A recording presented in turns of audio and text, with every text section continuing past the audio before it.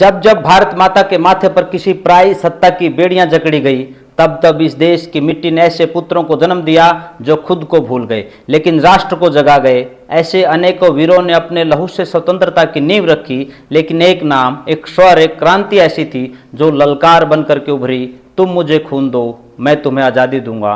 और यह नारा उस महानायक ने दिया था जिसे इतिहास नेताजी कहती है, पर भारतवर्ष उसे आत्मा की आवाज़ कहते हैं, नेताजी सुभाष चंद्र बोस।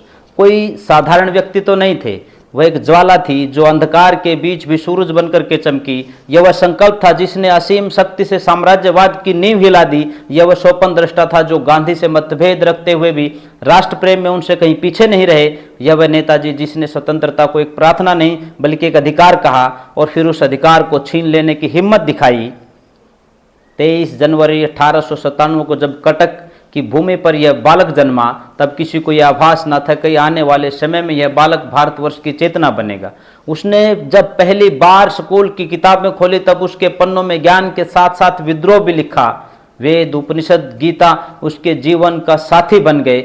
उसके विचारों की जड़ें गहरी थी, इतनी गहरी कि जब अंग्रेजी सत्ता ने उसे कैम्ब्रिज भेजा तो वह वहां से ICS की परीक्षा में सफल होकर लौटा, पर राष्ट्र को गुलाम देकर उस पद को ठुकरा दिया। सोचिए कितना दुर्लभ चेतना थी वह, जिसने प्रतिष्ठा नहीं राष्ट्र का सम्मान चुना था। जिस युग में देश दासता की जंजीरों में जकड़ा था और अधिकतर युवा नौकरी या सुविधा की ओर भाग रहे थे, उस युग में सुभाष चंद्र बोस ने बागी बनकर उठ खड़े होने का निर्णय लिया। वह कांग्रेस में आए, गांधी जी के सहयोगी बने, फिर मतभेद हुए, मगर संघर्ष नहीं रुका। उन्होंने आज़ादी को केवल संवाद या सत्याग्रह नहीं बल्कि संगठित सैन्य शक्ति से हासिल करने का स्वप्न देखा।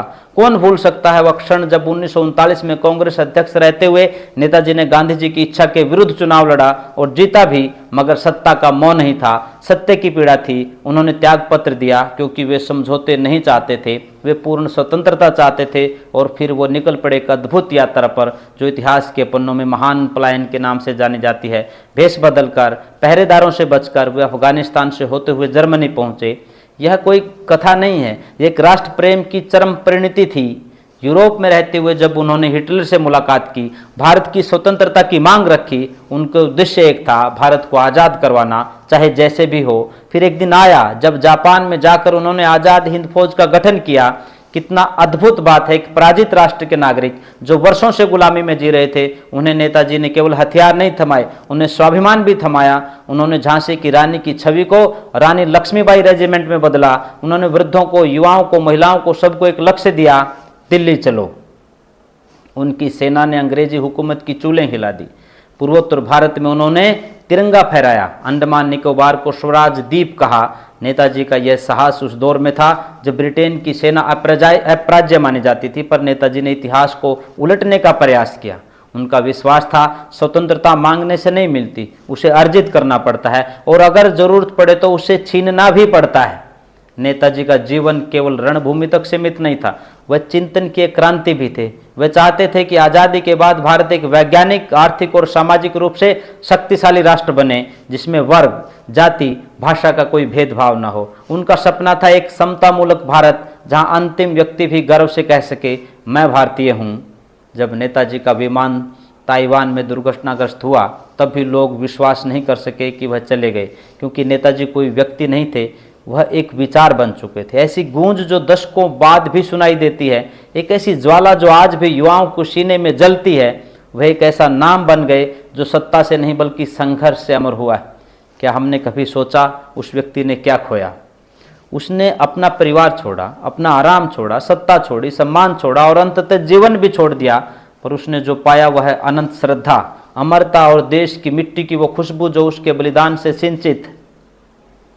आज जब हम स्वतंत्र हैं, जब हमारे हाथों में वोट है, हमारे पास अधिकार है, हमारी जुबान पर आज़ादी का स्वाद है, क्या हमने उस आज़ादी का मोल समझा? क्या नेताजी के सपनों का भारत बन पाया है? क्या हम उनके जैसे साहसी, निष्कलंक, दृढ़ संकल्पित बन पाए हैं? या फिर हम आज़ादी को केवल एक छुट्टी, तिरंगा और एक भाषण तक सीमित कर चुके हैं? अगर नेताजी आज जीवित होते तो शायद कहते, तुम्हें आज़ादी मैंने दिलवाई, पर उसे संभालना तुम्हारी जिम्मेदारी है। इसीलिए आज ज़रूरत है उस चेतना की फिर से जगाने की जो नेताजी की आंखों में जलती थी, जरूरत है उस आदर्श को अपनाने की जो उन्होंने जिया था। जरूरत है उस क्रांति की जो बंदूक से नहीं विचारों से हो।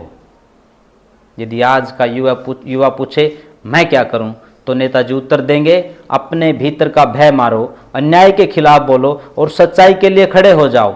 देश को नेता नहीं नेताजी चाहिए। उनकी सबसे बड़ी विरासत केवल स्वतंत्रता नहीं है, कर्तव्य का बोध है। उनका जीवन हमें बताता है, अगर रास्ता ना हो तो खुद रास्ता बनाओ, अगर सच्चाई दबे तो उसकी आवाज बनो, और अगर अंधकार घना हो तो खुद एक प्रकाश बन करके जलो।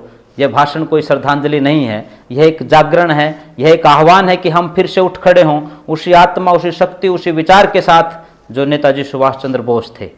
क्योंकि आज़ादी केवल एक दिन का जश्न नहीं है, यह हर दिन की जिम्मेदारी है। और जब तक इस धरती पर एक भी युवा ऐसा है जो कह सके नेताजी मैं तैयार हूँ भारत माँ को ऊंचाइयों तक ले जाने के लिए, तब तक यह राष्ट्र जीवित है और नेताजी अमर हैं। जय हिंद, वंदे मातरम।